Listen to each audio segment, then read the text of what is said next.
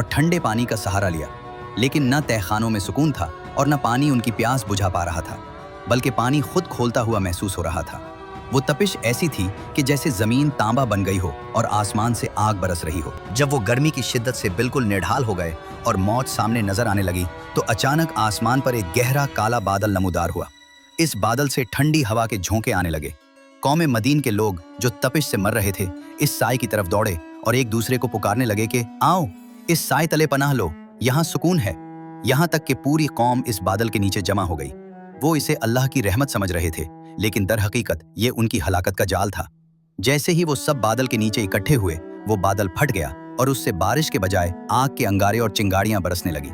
अभी वो इस आग से बचने की कोशिश कर ही रहे थे कि अचानक आसमान से एक ऐसी हौलनाक और दिल दहला देने वाली कड़क चिंगार पैदा हुई कि उसकी आवाज की शिद्दत से लोगों के दिल फट गए और वो वहीं ढेर हो गए। कुरान में उसे अस्सीहा कहा गया है, जो इतनी ताकतवर आवाज थी कि जिसने जिंदगी की हर रमक को फना कर दिया।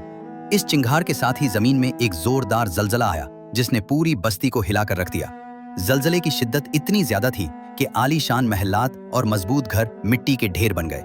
कुरान करीम के अल्फाज हैं कि वो अपने घरों में जासिमीन, ओंधे मुंह गिरे हुए रह गए, यानी अजाब इतनी अचानक और तेजी से आया कि उन्हें भागने या संभलने का मौका तक न मिला। और सूरह हूद में फरमाया कि वो ऐसे मिट गए कि जैसे कभी वहां आबाद ही न थे।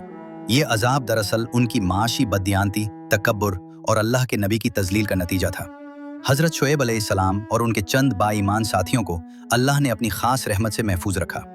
अजाब के बाद आप अलैहिस्सलाम ने अपनी तबाहशुदा कौम की बस्तियों की तरफ देखा और दुख से फरमाया, ए मेरी कौम, मैंने तुम्हें अपने रब के पैगामात पहुंचा दिए थे और तुम्हारी खैर खाही की थी। अब मैं उन काफिरों पर कैसे अफसोस करूं। जब कौम मदीन पर हौलनाक जलजला और चिंगार का अजाब नाजिल हुआ और वो मुकम्मल तौर पर नीज तो नाबूद हो गए, तो हजरत शुएब अलैहिस्सलाम और उनके वो साथी जो ईमान लाए थे, अल्लाह के हुक्म से इस बस्ती से निकल गए। रिवायात के मुताबिक आप अलैहिस्सलाम ने वहां से हिजरत फरमाई और मक्का मुकर्रमा का रुख किया। आपने अपनी बकिया जिंदगी मक्का में अल्लाह की इबादत में गुजारी और वहीं आपका इंतकाल हुआ। बाज़ मुअर्रिखीन के मुताबिक आपकी कब्र मुबारक काबा के करीब हिजरे इस्माइल और रुकने यमानी के दरमियान किसी जगह है। हजरत शुएब अलैहिस्सलाम की दो बेटियों के नाम रिवायात में सफूरा और लिया बयान किए गए हैं। सफूरा वो बेटी थी जिनका निकाह हजरत मूसा अलैहिस्सलाम से हुआ। एक खूबसूरत रिवायत के मुताबिक जब हजरत मूसा अलैहिस्सलाम सफूरा के साथ उनके घर की तरफ जा रहे थे, तो तेज हवा चलने लगी जिससे उनका लिबास हिल रहा था।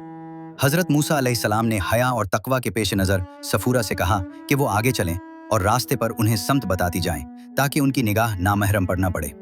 इस वाक़े ने सफूरा को आपके अखलाक से इतना मुतासिर किया कि उन्होंने अपने वालिद से कहा, ए अब्बा जान, उस शख्स को मुलाजिम रख लें, क्योंकि बेहतरीन मुलाजिम वो है जो ताकतवर और अमानतदार हो।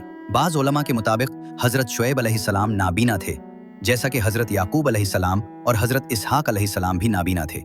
कुरान मजीद में जब कौम ने कहा, हम तो तुम्हें अपने दरमियान कमज़ोर समझते हैं, तो बाज़ मुफस्सिरीन ने इसकी तशरीह में कहा कि ये आपकी जिस्मानी कमज़ोरी, नाबीना होने की तरफ इशारा था। लेकिन आपके ईमान, हिकमत, फसाहत और तकवा में कोई कमी न थी, बल्कि यही वो खूबियाँ थीं जिन्होंने आपको खतीबुल अंबिया का लक़ब दिलवाया। एक और दिलचस्प बात यह है कि इमाम सज्जाद अलैहिस्सलाम से मंकूल एक हदीस के मुताबिक हजरत शुएब अलैहिस्सलाम पहले शख्स थे जिन्होंने लोगों के लिए नाप तोल के पैमाने और तराजू बनाए। इब्तिदा में लोग उनका सही इस्तेमाल करते थे, लेकिन बाद में उन्होंने बददियानती शुरू कर दी और नाप तोल में कमी करने लगे, जिसकी वजह से उन पर अजाब नाजिल हुआ। खास बात यह है कि दरूज फ़िरका हजरत शुएब अलैहिस्सलाम को अपना सबसे बड़ा और निहायत अहम नबी तस्लीम करता है। ये फ़िरका हर साल 25 से 28 अप्रैल तक फ़लस्तीन के इलाके गलील में वाक़े हजरत शुएब अलैहिस्सलाम के मज़ार पर ज़ियारत के नाम से एक सालाना इज्तिमा मुनाकिद करता है, जिसमें हज़ारों अफराद शिरकत करते हैं।